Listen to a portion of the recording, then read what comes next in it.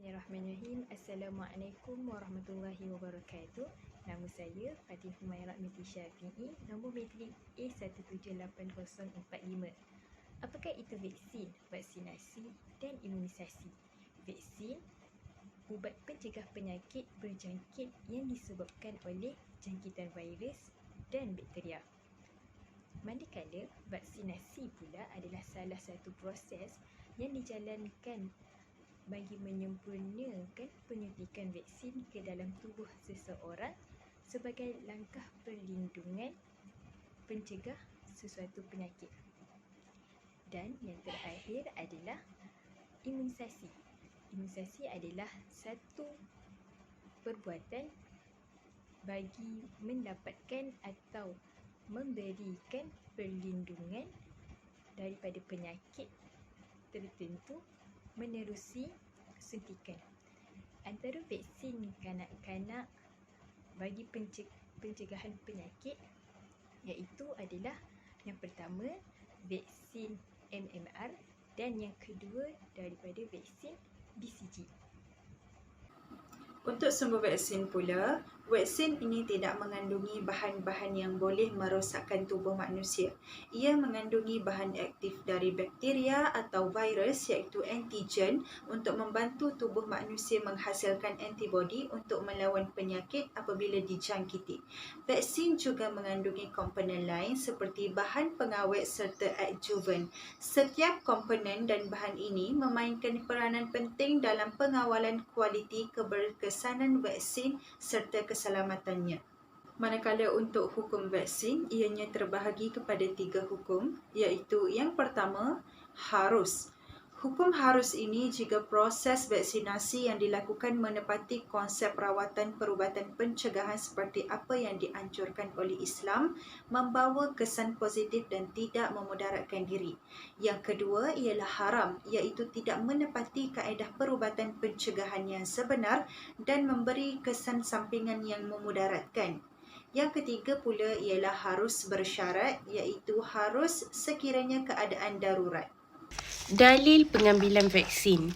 Vaksin termasuk salah satu daripada rawatan pencegahan yang disebut sebagai al-wiqayatu khairu minal ilaj. Maksudnya, mencegah itu lebih baik daripada merawat. Fatwa-fatwa ulama dan institusi kefatwaan berkenaan pengambilan vaksin. Mufti Kerajaan Negeri Terengganu Darul Iman, Dato' Dr. Zulkifli Muda, beliau melalui mesyuarat Jawatankuasa Fatwa Negeri Terengganu telah memutuskan pada 4 Julai 2016 bahawa pengambilan suntikan vaksin berjadual ke atas kanak-kanak adalah harus dan wajib sebagai benteng pertahanan badan manusia daripada penyakit yang boleh membawa kematian.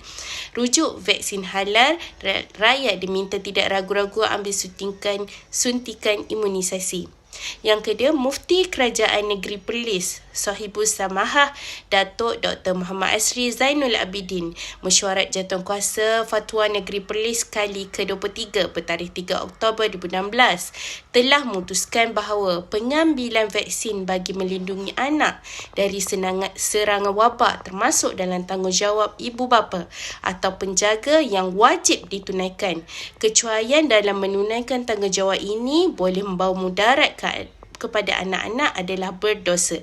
Keengganan mengambil langkah pencegahan sehingga boleh menyebabkan penularan wabak penyakit berbahaya ke dalam masyarakat merupakan satu dosa.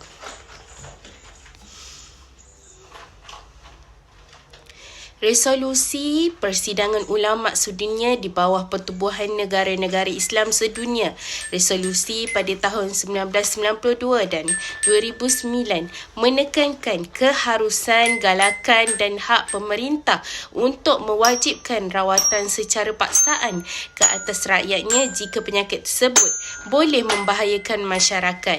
Resolusi juga bersetuju bahawa menjadi hak kerajaan juga mengasingkan pesakit tersebut supaya tidak menyebabkan jangkitan kepada pihak lain dan mewajibkan suntikan vaksin untuk mencegah penyakit tertentu. vaksinasi. Kontradiksi maslahah mafsadah. Maslahah, vaksinasi adalah lebih berbahaya kerana ia boleh mengakibatkan kematian jika tidak diberikan. Mafsadah, sesetengah daripada mereka menafikan vaksinasi kerana percaya ia lebih berbahaya kerana kesan negatif yang dihasilkan selepas suntikan vaksinasi. Sebagai penutup, usaha vaksinasi terhadap kanak-kanak yang dijalankan bertujuan untuk memberi perlindungan daripada penyakit berjangkit dan membawa kepada kematian yang tragis.